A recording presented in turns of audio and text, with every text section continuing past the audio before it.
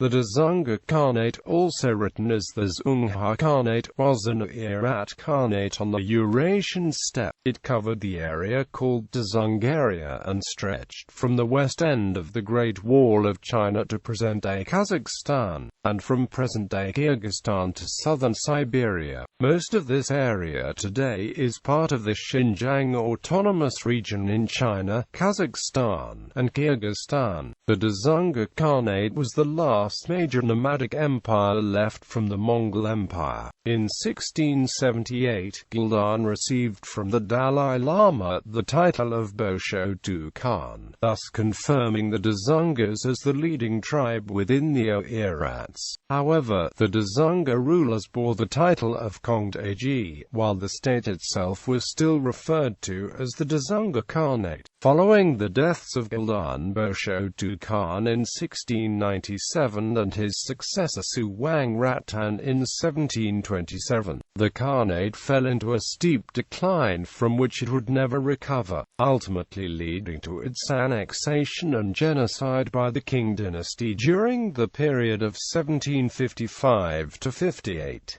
Etymology. Dzungar is a compound of the Mongolian word jegun, meaning left or east, and gamma meaning hand or wing. The region of Dzungaria derives its name from this confederation. Although the Dzungars were located west of the eastern Mongols, the derivation of the name has been attributed to the fact that they represented the left wing of the Oirats. In the early 17th century, the head of the Oirat Confederation was the leader of the Koshut, Gushi Khan. When Gushi Khan decided to invade Tibet to replace the local Sangpa Khan in favor of the Tibetan Gelug sect, the Oirat army were organized into left and right wing. The right wing, consisting of Koshuts and Torguts, remained in Tibet, while the Chorus and Khoid of the left wing retreated north into the Tarim Basin. Since then, the powerful empire of the Chorus became known as the left wing, i.e. Dzungar. History. Outline. The Dzungar Khanate is memorable because it was the last of the steppe nomadic empires and because of its influence on the westward expansion of the Chinese state. About 1620, the Oirats, or Western Mongols, became united in Dzungaria.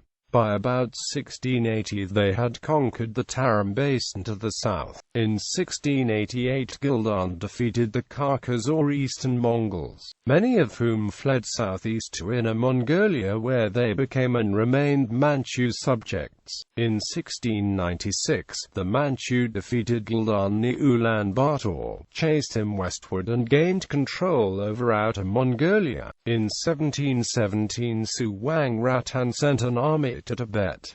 The Manchu drove the Dzungars out and established a protectorate over Tibet. In 1750–57, the Manchu took advantage of a Dzungar civil war to conquer Dzungaria and killed a large part of the population. The Manchu turned south and annexed the Tarim Basin by 1759, thus completing the current western border of China. Origin. The chiefs of the Dzungars were of the Khoros lineage and reckoned a descent from the Oirat Ishtofu. At the beginning of the 17th century, a young leader named Karakula emerged to unite the Oirats to fight Sholui Abashi Khanate, the first Altan Khan of the Khalkha, who few years earlier expelled the Oirats from their home in the Kobda region in present-day northwest Mongolia. Early in his reign, Karakula united the Khoros, Dorgad and Khoid tribes, thus forming the Dzungar nation. In the 1620s wars against the Khalkha, he could gain decisive victory over the eastern Mongols. The Oirat's homeland was under the dominion of Jazatu Khan of the Khalkha. In 1623 the Oirat Confederation killed Abashi Khanate and secured their independence. At the the time, only Torabeku, a leader of the Koshud tribe, could claim the title of Khan, while Batur Dalai Taishi of the Dorbuds was considered the most powerful Oirat chief. Even so, Karakola's son Batur Kung Taiji joined the 1636–42 expedition to Tibet led by Gushi Khan Torabeku. After Batur returned to Dzungaria with the title Erdeni and much booty, he made 3 expeditions against the Kazakhs. With the migrations of the Turguds,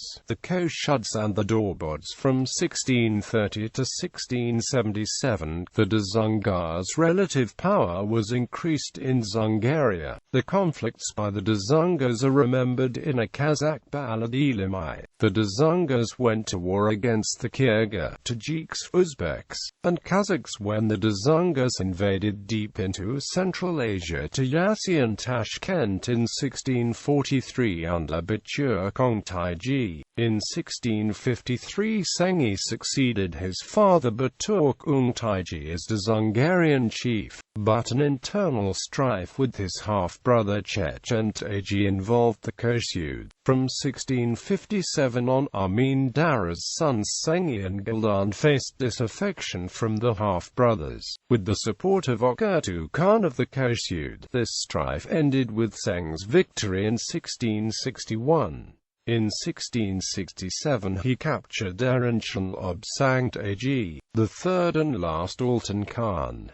However, he himself was assassinated by his half-brothers Chechen Taiji and Zatov in a coup in 1670. Seng's younger brother Galdan immediately returned from Tibet to lay life and took revenge on Chechen. As a Buddhist priest, Galdan had been to Tibet at the age of 13 and had trained under the 4th Panchen Lama and then the 5th Dalai Lama. Allied with Oirat II of the Koshud, Galdan defeated Chechen and drove Zatov out of Dzungaria. However, Seng's 2 sons Sonam Radin and Suwang Ratan revolted against him, but they were also crushed in the end. In 1671 the Dalai Lama bestowed the title of Khan on Galdan. Although already married Anudara, granddaughter of Oirat II, he came into conflict with his grandfather-in-law. Fearing of Galdan's popularity, Oirat II supported his uncle and rival Chokabashi, who refused to recognize Galdan's title. The victory over Oirat II in 1677 resulted in the establishment of hegemony over the Oirats. In the next year the Dalai Lama gave the highest title of Boshugtu Khan to him. Galdan thus united the entire Oirats in Dzungaria and western Mongolia. Brigitta Skertsenfeldt and Johann Gustav Renat spent time in the Dzungar Khanate as prisoners of war. Conquest of the Tarim Basin and war with the Central Asians. The Naqshbandi Sufi Khojas had replaced the Chagatai Khans as the ruling authority of the Tarim Basin in the early 17th century.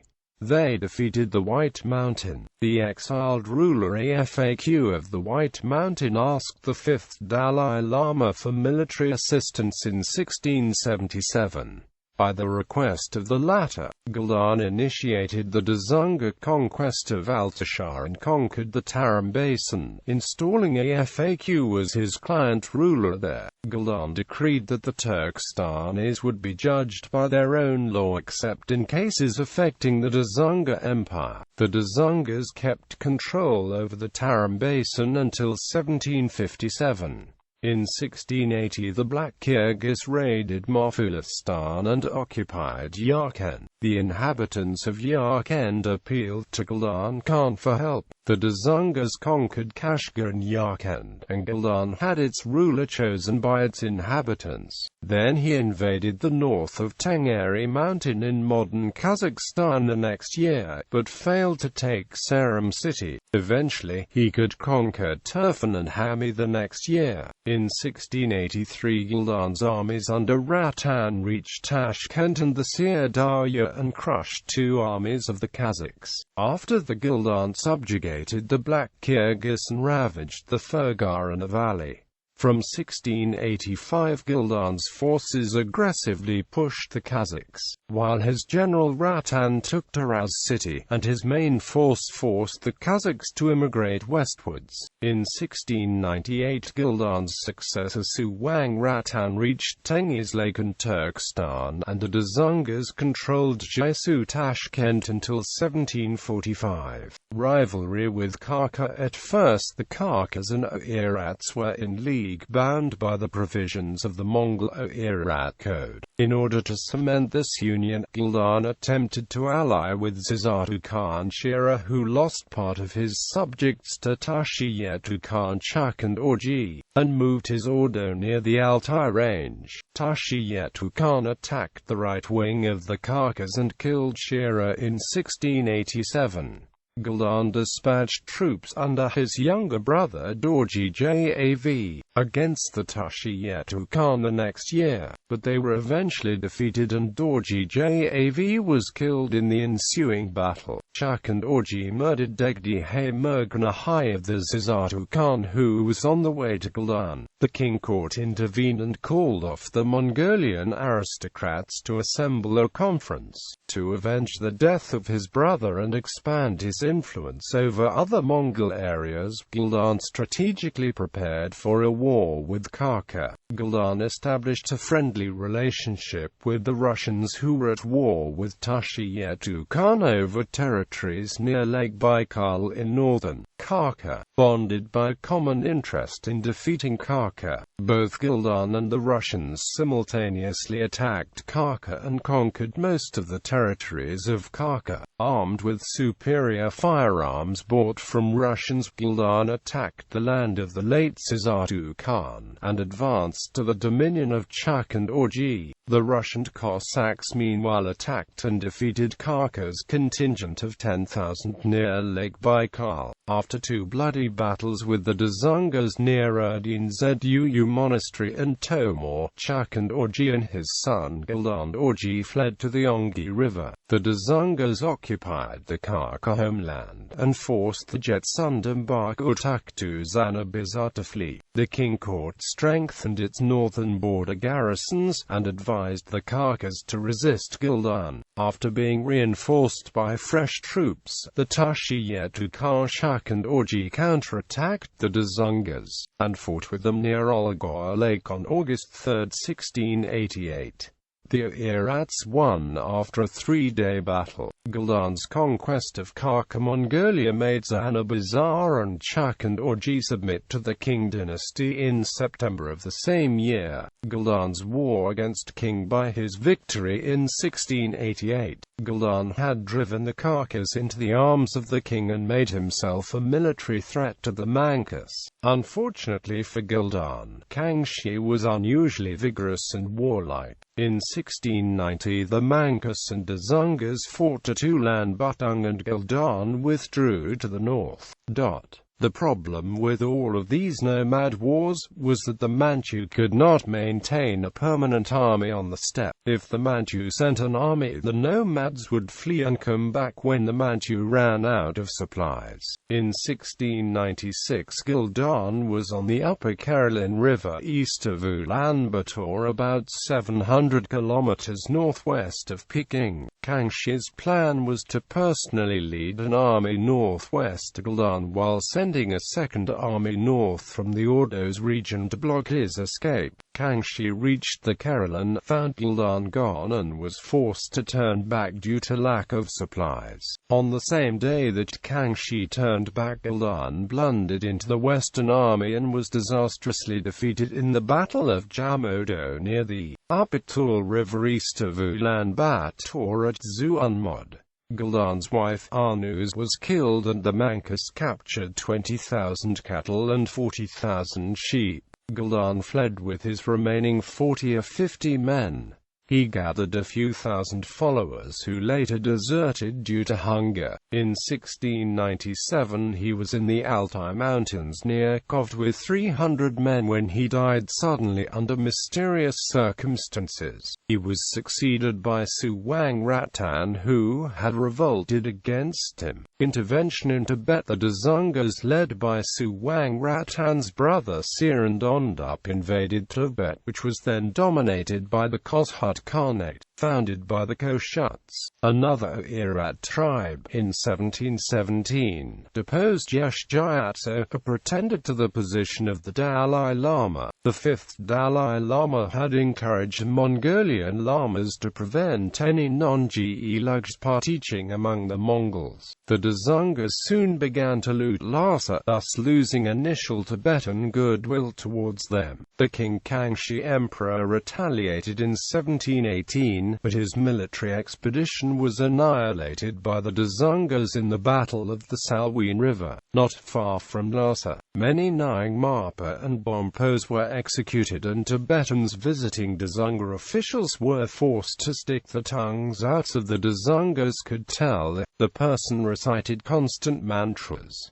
This allowed them to pick the Nyingmapa and Bonpos, who recited many magic mantras. This habit of sticking one's tongue out as a mark of respect on greeting someone has remained a Tibetan custom until recent times. A second and larger expedition sent by Kangxi expelled Suwang Ratan's force from Tibet in 1720, and the troops were hailed as liberators. They brought Khalkha Gyatso with them from to Lhasa, and he was installed as the seventh Dalai Lama in 1721. Collapse and genocide. At the death of Galdan in 1745, the Dzungars appeared still strong. However, the sudden collapse of the Khanate stemmed from Galdan's sons. In 1749, Galdan's son Lamdar seized the throne from his younger brother. He was overthrown by his cousin Duarchi and the Khoid noble Amursana,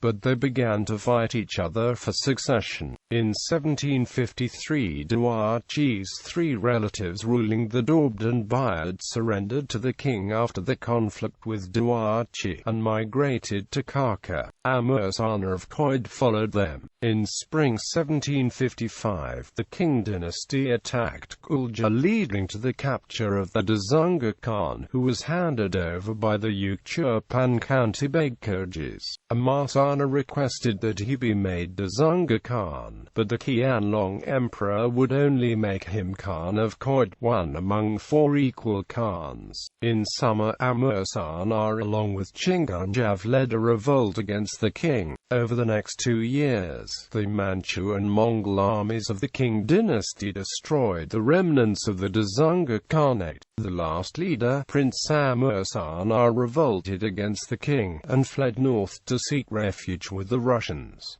Amursana died there of smallpox. In the spring of 1762, his frozen body was brought to Kyakhta for the Manchu to see. The Russians then buried it, refusing the Manchu request that it be handed over for posthumous punishment. To commemorate his military victory, Qianlong established the Puning temple complex of Chengde in 1755. The Qianlong Emperor then ordered genocide against the Dzungars and moved the remaining Dzungar people to the mainland, while at the same time ordering his generals to kill all the men in Bakhol-Suzho. Qianlong divided the wives and children amongst the Qing forces, which consisted of Manchu bannermen. Qing scholar Wei Yuan estimated the total population of Dzungars before the fall at 600,000 people, or 200,000 households. Oirat officer Saril betrayed and battled against the Oirats. In a widely cited account of the war, Wei Yuan wrote that about 40% of the Dzungar households were killed by smallpox, 20% fled to Russia or Kazakh tribes, and 30% were killed by the Qing army of the Manchu bannermen, leaving no yurts in an area of several thousands li except of those who had surrendered. During this war, Kazakhs attacked dispersed Buddhist Oirats and Altis. Based on this account, when Zhang Qi wrote that 80% of the 600,000 or more Dzungars were destroyed by disease, an attack which Michael Clarke described as the complete destruction of not only the Dzungar state but of the Dzungars as a people. Historian Peter Perdue attributed the decimation of the Dzungars to an explicit policy of extermination launched by Qianlong, but he also observed signs of a more lenient policy after mid-1757.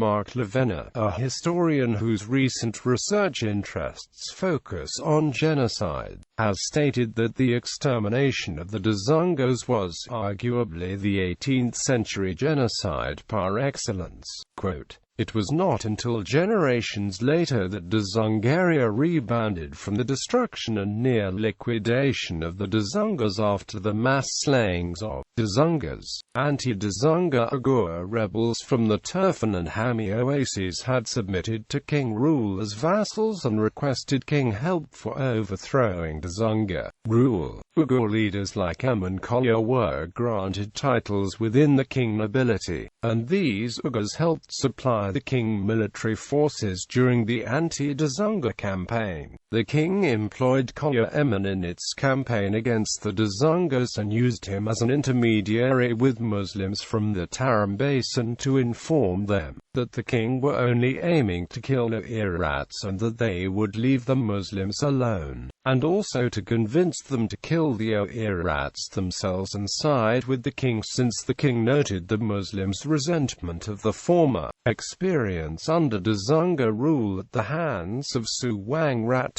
There were 600,000 Khalkha Mongols and 1 million Oirats in 1755. According to 2010 estimate, 2,500,000 Khalkhas and 520,000 Oirats living in 4 countries. There are a few hundreds of Chorus people in Mongolia. The Qing final solution of genocide to solve the problem of the Dzungars made the Manchu Qing-sponsored settlement of millions of Han Chinese, Hui, Turkestani oasis people and Manchu Bannermen in Dzungaria possible, since the land was now devoid of Dzungars.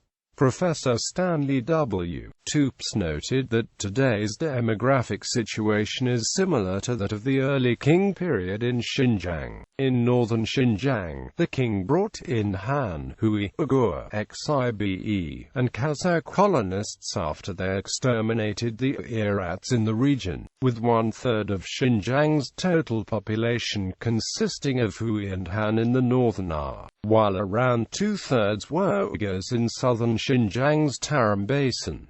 In Dzungaria, the Qing established new cities like Urumqi and Yanning. The Qing were the ones who unified Xinjiang and changed its demographic situation. The Dzungarian Basin, which used to be inhabited by Dzungars, is currently inhabited by Kazakhs. The Dzungar genocide has been compared to the Qing extermination of the Jinchuan Tibetan people in 1776. The depopulation of northern Xinjiang after the Buddhist Oirats were slaughtered led to the Qing settling Manchu, Siberia.Most, Solons, Han Chinese, Hui Muslims, and Turkic Muslim Taranchis in the north, with Han Chinese and Hui migrants making up the greatest number of settlers, since it was the crushing of the Buddhist Oirats by the Qing which led to promotion of Islam and the empowerment of the Muslim begs in southern Xinjiang, and migration of Muslim Taranchis to northern Xinjiang. It was proposed by Henry Schwartz that the Qing victory was, in a certain sense, a victory for Islam. Xinjiang was a unified, defined geographic identity was created and developed by the Qing. It was the Qing who led to Turkic Muslim power in the region increasing since the Mongol power was crushed by the Qing, while Turkic Muslim culture and identity was tolerated or even promoted by the Qing. After the Qing were done conquering Dzungaria in 1759, they proclaimed that the new land, which formerly belonged to the Dzungars, was now absorbed into China in a Manchu language memorial. The king expounded on their ideology that they were bringing together the outer,